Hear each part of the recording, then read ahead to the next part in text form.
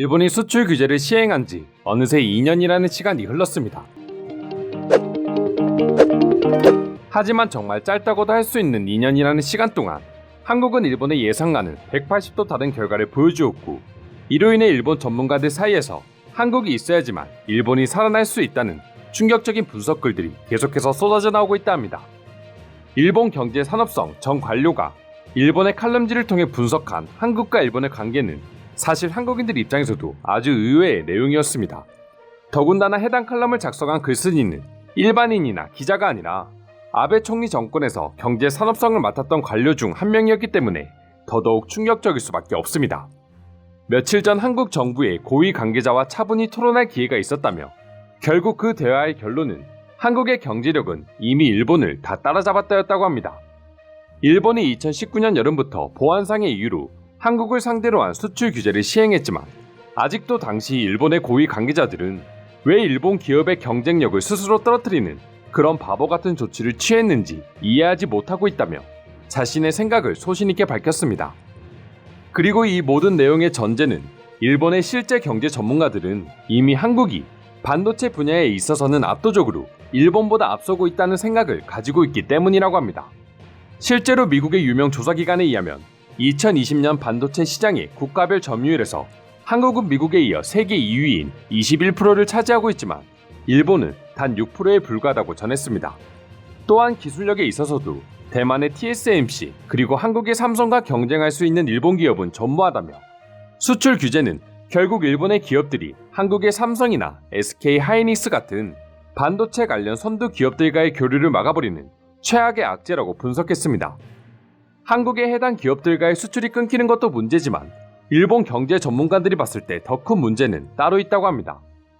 한국의 이러한 첨단 기업과의 협력 관계를 통해 어떻게든 부족한 반도체 능력을 끌어올리기에도 부족한 와중에 일본 스스로 배울 수 있는 기회와 세계적인 경쟁력을 동시에 날려버리고 있으니 일본 반도체 시장은 더욱 암울해질 수밖에 없다는 점이었죠.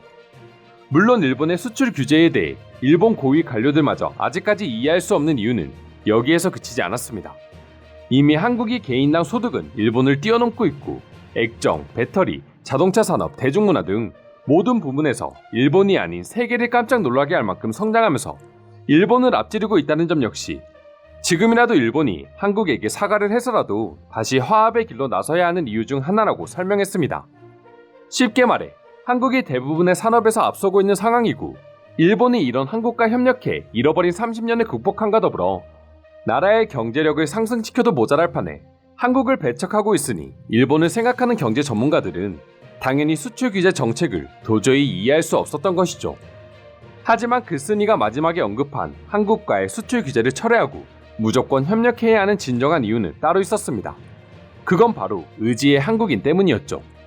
일본의 예상과는 달리 수출 규제가 시행되자 한국인들은 무서울 정도로 똘똘 뭉치기 시작했고 어찌 보면 일본의 수출 규제가 한국인들을 자극해버리게 된 셈이라고 주장했습니다.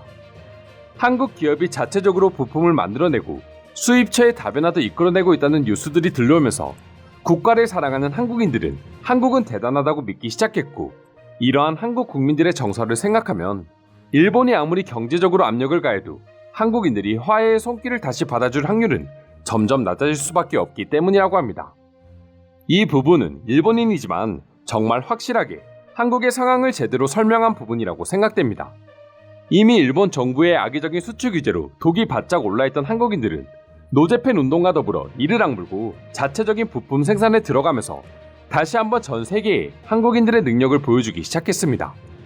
그리고 불과 2년 만에 대한민국 국민들 중에 그 어떤 사람도 지금 한국이라는 나라가 일본이 없다고 해서 망할 거라고 생각하는 경우는 거의 없다시피 하고 있습니다. 오히려 일본이 없으면 더 큰 성장을 할 거라고 말하는 사람들도 생겨나고 있을 정도로 말이죠. 이런 상황에 일본이 화해의 손길을 내민다면 한국인들의 입장에서는 급한 건 일본이라는 게 확인되었으니 더더욱 손을 잡아줄 이유가 없어져 버렸습니다.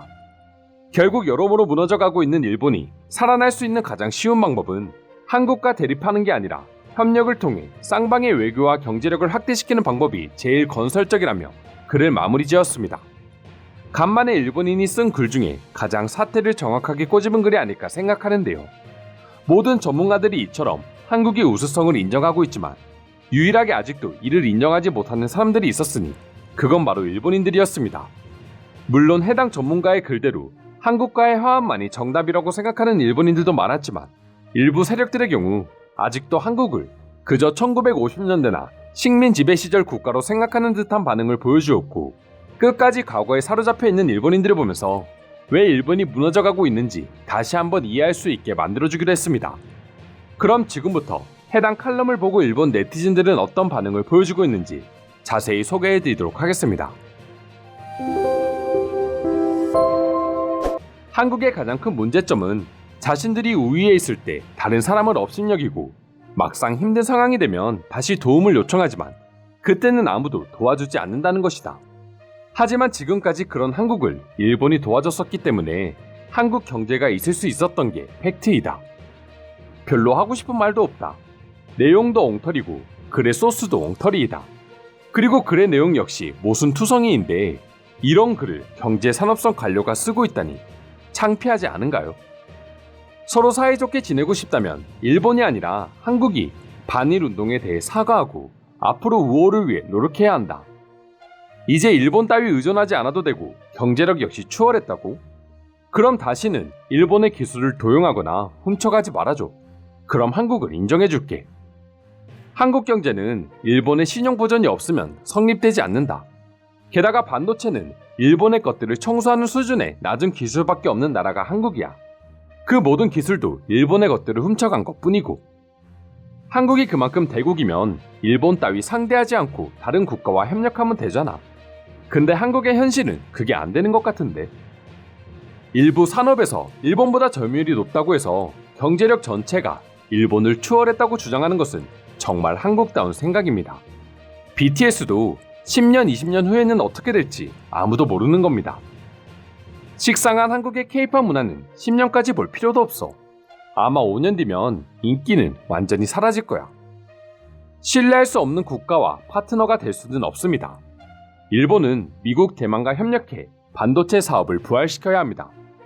신간을 냈기 때문에 강구하기 위해 이딴 글을 올린 겁니까?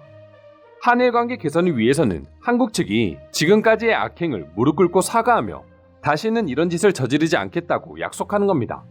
그렇지 않다면 한국과의 관계 개선은 도저히 무리로 보여지네요. 한일 관계를 개선할 필요가 있나요? 지금 생활은 아무런 불편도 없습니다.